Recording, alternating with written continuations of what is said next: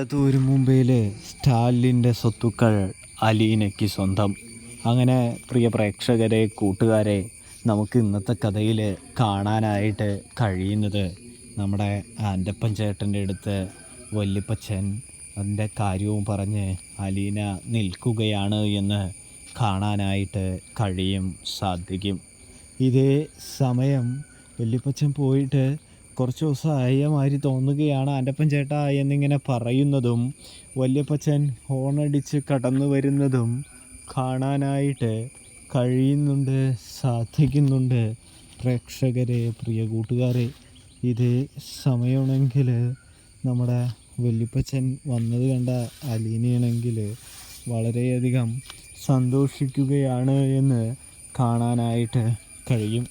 വല്യപ്പച്ചൻ്റെ അടുത്തേക്ക് ഓടിച്ചെന്നിട്ട് അലീന ചോദിക്കുകയാണ്, എത്ര നാളായി വല്യപ്പച്ച കണ്ടിട്ട്? അതുകൊണ്ട് തന്നെ വല്യപ്പച്ചനെ കാണാഞ്ഞിട്ട് ഒരുപാട് നാളായ മാതിരി തോന്നുകയാണ് എന്ന് പറയുന്നത് കാണാനായിട്ട് സാധിക്കും. വല്യപ്പച്ചൻ എന്താ വരാനായിട്ട് ഇത്ര വൈകിയത് എന്ന് ചോദിക്കുകയാണ് എന്നും കാണാം. ഇതേ സമയമാണെങ്കിൽ അതിന് അധിക സമയമൊന്നും ആയില്ലല്ലോ മോളെ, ഞാൻ ഇന്നലെയല്ലേ പോയത്, ഇന്നലെ പോയി ഇന്നിതിപ്പോൾ വന്നു എന്ന് പറയുന്നു. വല്യപ്പച്ചൻ പോയിട്ട് ഒരുപാട് ദിവസമായ മാതിരി എനിക്ക് തോന്നുകയാണ് എന്ന് പറയുമ്പോൾ, അത് പിന്നെ നിനക്ക് എന്നെ ഒരുപാട് ഇഷ്ടമുള്ളത് കൊണ്ട് തോന്നുന്നതാണ് എന്ന് പറയുന്നു. സ്നേഹമുള്ളവർ ഒരല്പം മാറി നിന്ന് കഴിഞ്ഞാൽ അത് വല്ലാതെ മറ്റുള്ളവരെ ബാധിക്കുമെന്ന് പറയുന്നത് കാണാനായിട്ട് സാധിക്കും. ഇതേ സമയം വല്യപ്പച്ചൻ പറയുന്നത് സത്യം തന്നെയാണ് എന്ന് ആര് പറയുന്നു? അലീന പറയുന്നു. തുടർന്ന് ഞാൻ നിരാഹാര സമരത്തിലാണെന്നും യുദ്ധം തുടങ്ങിയെന്നും പറഞ്ഞു വെക്കുകയാണ് നമ്മുടെ അലീന. ഇതേ സമയം നിരാഹാര സമരമൊക്കെ വേണോ മോളെ, അതിൻ്റെ ആവശ്യകതയുണ്ടോ എന്ന് ചോദിക്കുന്നത് കാണാൻ സാധിക്കും. അപ്പോഴാണെങ്കിൽ നമ്മുടെ സ്റ്റാലിനെ തോൽപ്പിക്കണം എന്നും സ്റ്റാലിനെ മുട്ടുകുത്തിക്കിടുമെന്നും പപ്പയെ തൻ്റെ മുൻപിൽ നിർത്തണമെന്നും വല്യപ്പച്ചൻ തന്നെയല്ലേ പറഞ്ഞത്. അപ്പോൾ പിന്നെ ഇതല്ലാതെ വേറൊരു വഴിയും ഞാൻ കണ്ടില്ല എന്ന് പറയുന്നു. അപ്പോഴാണെങ്കിൽ നമ്മുടെ ഔതക്കുട്ടി പറയുന്നുണ്ട്, അതിൻ്റെ ആവശ്യമുണ്ടോ, നിനക്കൊന്ന് മാറി ചിന്തിച്ചൂടെ എന്ന് ചോദിക്കുന്നത് കാണാനായിട്ട് കഴിയും. ഇതേ സമയം മാറി ചിന്തിക്കാനൊന്നും കഴിയില്ല. താനിതിൽ ഉറച്ച തീരുമാനത്തിലാണ്, ഉറച്ച നിലപാടിലാണ് എന്നുള്ള കാര്യം അലീന തുറന്നു പറയുന്നു. ഒടുവിൽ വല്യപ്പച്ചനാണെങ്കിൽ സ്റ്റാലിനെ കാണാനായിട്ട് ചെല്ലുന്നു. എടാ ലാലിച്ച, എന്താടാ ഇവിടെ നടക്കുന്നത്? അലീന നിരാഹാര സമരമെന്നൊക്കെ കേട്ടല്ലോ, എന്താ കാര്യം എന്ന് ചോദിക്കുന്നു. അപ്പച്ചനെ, അവളെ ഒന്ന് നിലയ്ക്ക് നിർത്തണം. അപ്പൻ്റെ ചിന്നമ്മയെ അടക്കി നിർത്താനായിട്ട് അപ്പൻ ശ്രമിക്കണമെന്ന് പറയുന്നത് കാണാനായിട്ട് കഴിയും. അതിന് മാത്രം എന്നാ കുഴപ്പാടവേ അവൾ ഇവിടെ ഉണ്ടാക്കിയത് എന്ന് ചോദിക്കുമ്പോൾ, അവൾ എന്നെ തോൽപ്പിക്കാൻ വേണ്ടി നിരാഹാര സമരവും കാര്യങ്ങളൊക്കെ ചെയ്തുകൊണ്ടിരിക്കുകയാണ്. അതെന്തായാലും വിജയിക്കാനൊന്നും പോകുന്നില്ല എന്ന് അവൾക്ക് നല്ല രീതിയിൽ അറിയാം. എന്നിരുന്നാലും എന്നെ തോൽപ്പിക്കണമെന്നുള്ള ലക്ഷ്യം വെച്ചുകൊണ്ട് അവൾ എനിക്കെതിരെ യുദ്ധം ചെയ്യുകയാണ് അപ്പച്ച എന്ന് പറയുമ്പോൾ, എൻ്റെ ലാലിച്ച, അവളുടെ വെറുതെ എന്തിനാ ദേഷ്യം പിടിച്ചു വാങ്ങുന്നത്? എന്തിനാണ് വെറുതെ നീ അവളെ ചൂട് പിടിപ്പിക്കുന്നത് എന്ന് ചോദിക്കുമ്പോൾ, ഞാനല്ല, അവളാണ് എന്നെ ദേഷ്യം പിടിപ്പിക്കുന്നത്. എൻ്റെ കാര്യങ്ങൾ തീരുമാനിക്കേണ്ടതും വീട്ടിലെ കാര്യങ്ങൾ നടപ്പിലാക്കേണ്ടതും താനാണ്. തൻ്റെ തീരുമാനത്തിലാണ് ഇവിടുത്തെ കാര്യങ്ങളൊക്കെ നടക്കേണ്ടത് എന്ന് പറയുന്നു.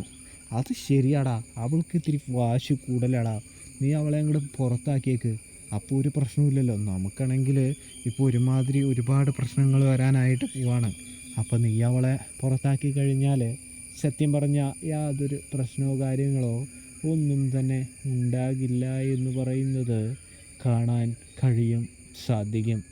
അതുകൊണ്ട് തന്നെ നീ ഒരു കാര്യം ചെയ്യണം, അവളെ തന്ത്രപൂർവ്വം ഒഴിവാക്കണം. നമ്മളെ ഭരിക്കാൻ വരുന്നവരെ നമുക്ക് ആവശ്യമില്ലടാ ലാലിച്ച എന്ന് പറയുന്നത് കാണാൻ സാധിക്കും.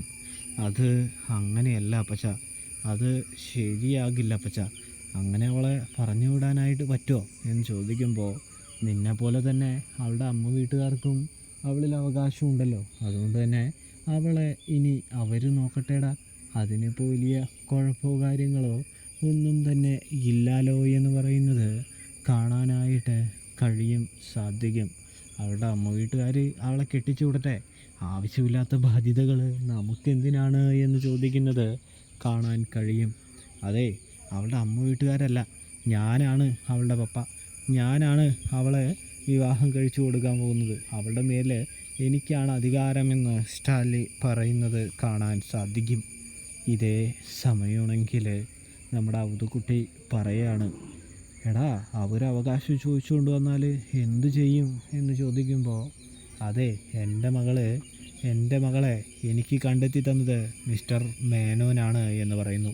അതയാളുടെ നല്ല മനസ്സുകൊണ്ടാണ് എന്ന് പറയുന്നുണ്ട്. എനിക്ക് ആരോടെങ്കിലും ഉത്തരം പറയേണ്ടതുണ്ടെങ്കിൽ അത് മിസ്റ്റർ മേനോനോടാണ് എന്നും പറഞ്ഞു വെക്കുന്നൊരു കാഴ്ച കാണാം.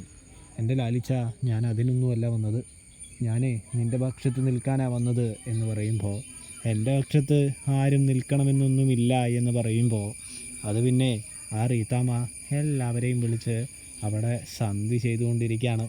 അലീനയെ, നിൻ്റെ മകളെ പുറത്താക്കാനുള്ള സന്ധിയാണ് അവർ ചെയ്തുകൊണ്ടിരിക്കുന്നത് എന്ന് സ്റ്റാൻലിയോട് വല്യപ്പച്ചൻ പറയുന്നു. റോബിയെയും എല്ലാവരെയൊക്കെ വിളിച്ചിട്ടുണ്ടായി എന്ന് പറയുന്നത് കാണാൻ കഴിയുന്നുണ്ട്. അവരെ എല്ലാവരെയും നിനക്കെതിരെ തിരിച്ച് നിന്നോട് യുദ്ധത്തിന് ഏത് നിമിഷവും വരും. ഞാൻ അതുകൊണ്ടാണ് നിൻ്റെ അടുത്തേക്ക് വന്നത്. നീ ഒരു കാര്യം ചെയ്യണം, നിൻ്റെ സ്വത്തുക്കൾ സേഫാക്കി വെക്കാനായിട്ട് പരിശ്രമിക്കണമെന്ന് പറയുന്നു. അതിനായിട്ട് നീ വേണമെങ്കിൽ സ്വത്ത് നിൻ്റെ മകളായ അലീനയുടെ പേരിലേക്ക് മാറ്റുന്നത് നല്ലതായിരിക്കും.